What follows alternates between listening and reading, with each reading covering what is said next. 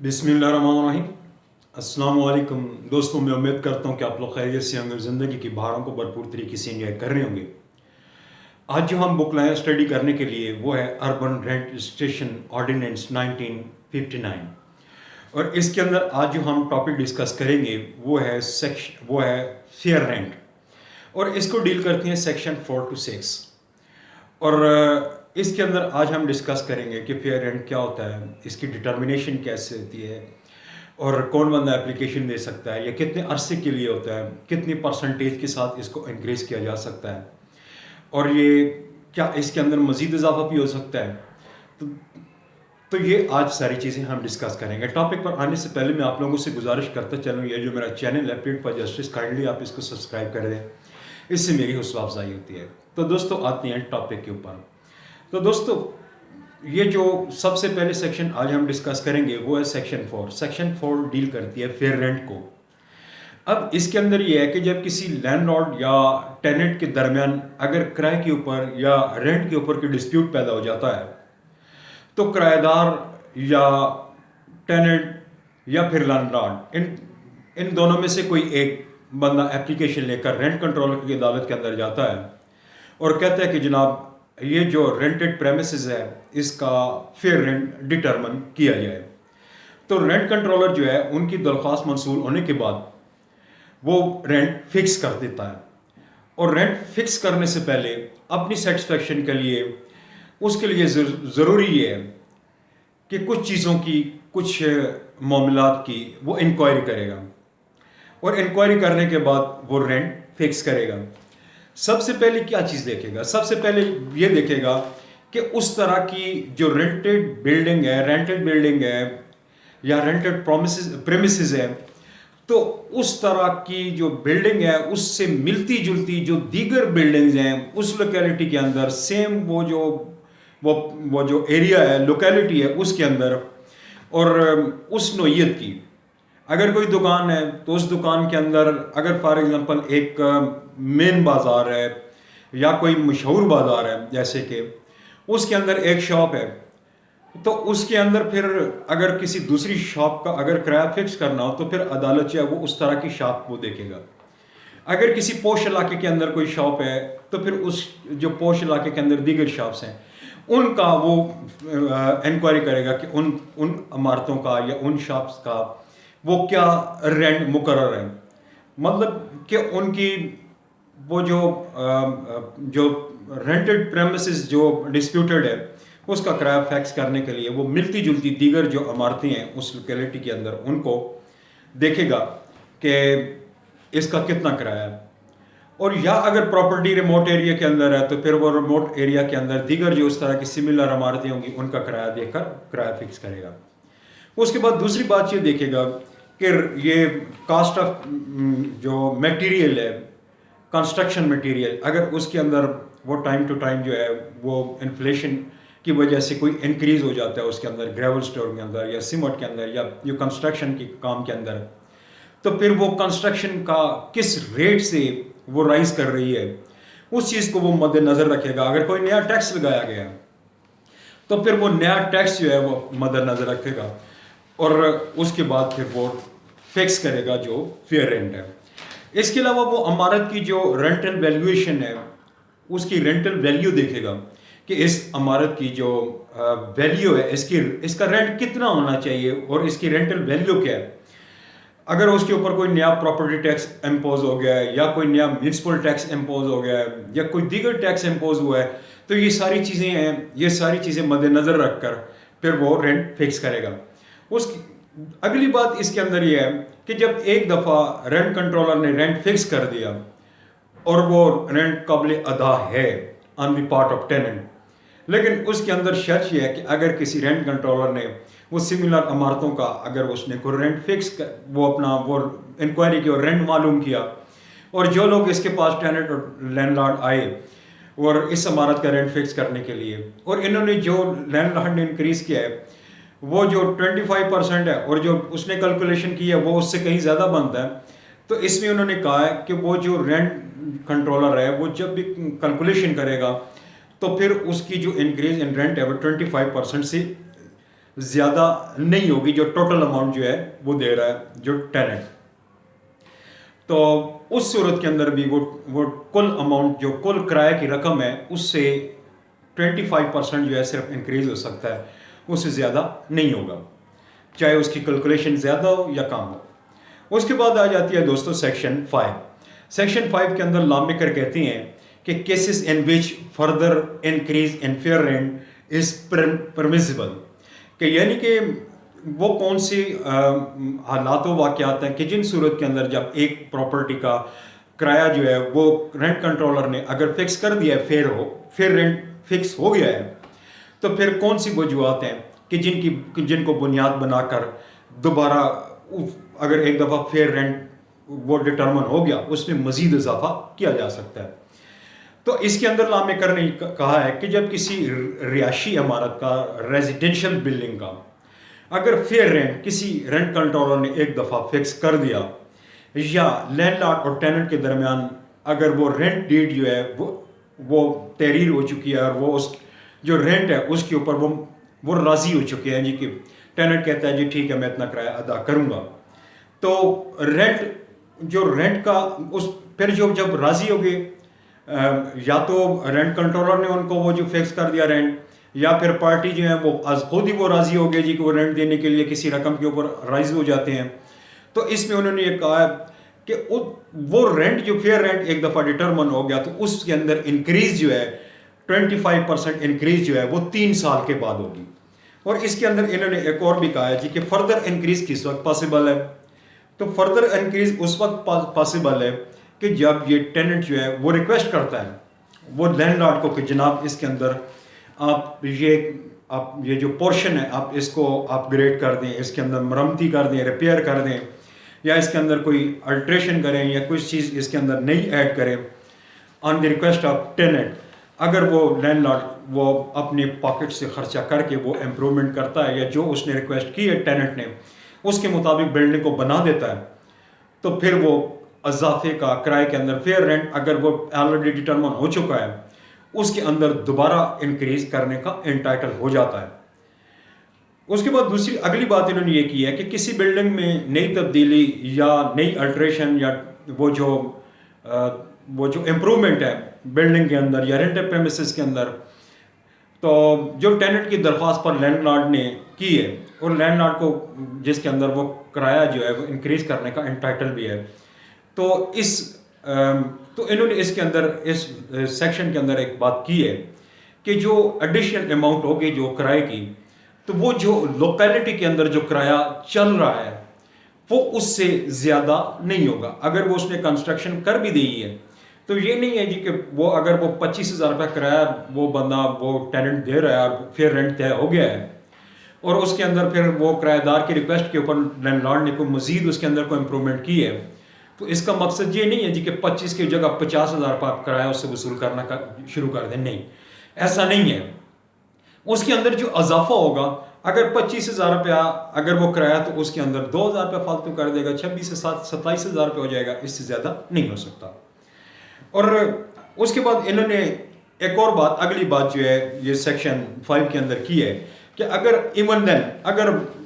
Tenant और landlord के दरमियान जो एक दफ़ा फेयर रेंट हो चुका उसके बाद दोबारा उसने वो कंस्ट्रक्शन की और कंस्ट्रक्शन के बाद मालिक ने वो किराया बढ़ाया और वो किराया उसको लैंडलॉर्ड को पसंद नहीं आया या उन दोनों के दरमियान कोई डिस्प्यूट पैदा हो गया, तो ऐसी सूरत के अंदर जो डिस्प्यूट पैदा होगा उसको फिर सम अप कौन करेगा? Rent controller. उसके बाद आ जाती हैं दोस्तों सेक्शन 5A।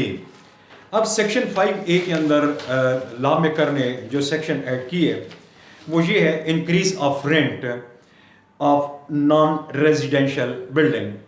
मतलब कि नॉन रेजिडेंशियल बिल्डिंग के किराए के अंदर इजाफा। अब ये जो नॉन रेजिडेंशियल बिल्डिंग है आप इसको अदर वर्ड्स तजारती बिल्डिंग या कमर्शियल बिल्डिंग भी कह सकते हैं, तजारती इमारत या कमर्शियल बिल्डिंग भी कह सकते हैं। तो इसके अंदर लॉ मेकर ने जो सबसे पहली बात ये की है कि किसी भी कमर्शियल इमारत का किराया अगर किराए पे लगी हुई है तो उसका किराया हर 3 साल के मुकम्मल होने के बाद जिस दिन वो जो कमर्शियल इमारत है वो किराए के ऊपर दी गई है उस दिन से ऑनवर्ड जब 3 साल मुकम्मल होंगे तो उसका किराया जो है वो बढ़ जाएगा 3 साल जब मुकम्मल होंगे। उसके बाद दूसरी बात इन्होंने ये की है, ये एक कुलिया दिया है, इन्होंने फार्मूला दिया है और इन्होंने ये कहा है दूसरा कि जिन फ़रीक़ैन की किराएदारी का मुआहदा जो है वो 3 साल या इससे ज़्यादा अरसा पर मुय्यद है, उनके जो 3 साल का अरसा जो है, उनका जो 3 साल का जो अरसा है वो 1 जुलाई 1989 से काउंट होगा मतलन। और उनके दरमियान आइंदा जब भी 3 साल पूरे होंगे, यानी इस तारीख से 1 जुलाई 1989 से ऑनवर्ड,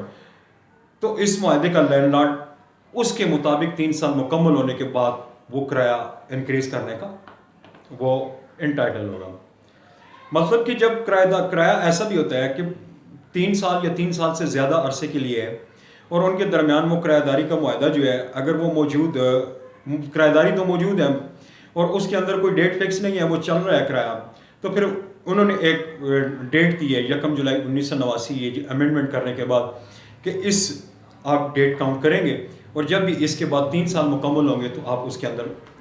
अपना किराए के अंदर 25% इंक्रीज़ कर सकते हैं। और उसके बाद दूसरी बात इन्होंने ये की है कि जिन पार्टीज़ के दरमियान, टेनेंट और लैंडलॉर्ड के दरमियान किराएदारी का मुआहदा जो है वो 3 साल के अरसे के लिए नहीं है, बल्कि 3 साल से कम अरसे के ऊपर जो है वो डिपेंड करता है, मुहित है, और यानी ईयरली बेस है या 2 साल के लिए है, तो ऐसे मुआहदे का जो लैंडलॉर्ड होगा जब 3 साल मुकम्मल होंगे तो 25% इजाफा करने का मजाज होगा, वो इंटाइटल होगा। और इस तरह के मुआहदों के अंदर भी जो लॉ मेकर है उन्होंने जो डेट दी है वो 1 जुलाई 1989 है। उसके बाद तीसरी बात, जो मेन बात जो इन्होंने की है, इन्होंने कहा है कि जहाँ 5A के लिए सब क्लास 2 में जो फैक्ट्स बताए गए हैं, जो मैंने अभी आपको बताए हैं, एक तो 3 साल या 3 साल के ज़्यादा अरसे के लिए, और दूसरा जो फैक्ट है वो 3 साल से कम अरसे के लिए जो मुआहदे होते हैं उनके अंदर डेट एक ही उन्होंने बताई है कि फिक्स होगी। उससे मज़ीद उन्होंने आगे जो 3 है सब क्लास, उसके अंदर उन्होंने कहा है कि जब 5A सेक्शन 5A के सब क्लास 2 में जो फैक्ट्स बताए गए हैं, यानी 3 साल के दौरान अगर किसी लैंडलॉर्ड ने किराए में इजाफा कर दिया है तो किराए की टोटल रकम के ऊपर जो किराए का अंदर इजाफा होगा वो 25% पर होगा। तो ऐसा इजाफा शुदा रकम को अगर तो डिडक्ट कर लिया जाएगा। मकसद कहने का ये है कि अगर ये जो मैंने पहले 2 बातें की हैं कि अगर इस तरह की कोई सिचुएशन है 3 साल से ज़्यादा है के लिए टेंडेंसी चल रही है और किराएदार ने वो इजाफा कर दिया 25%, वो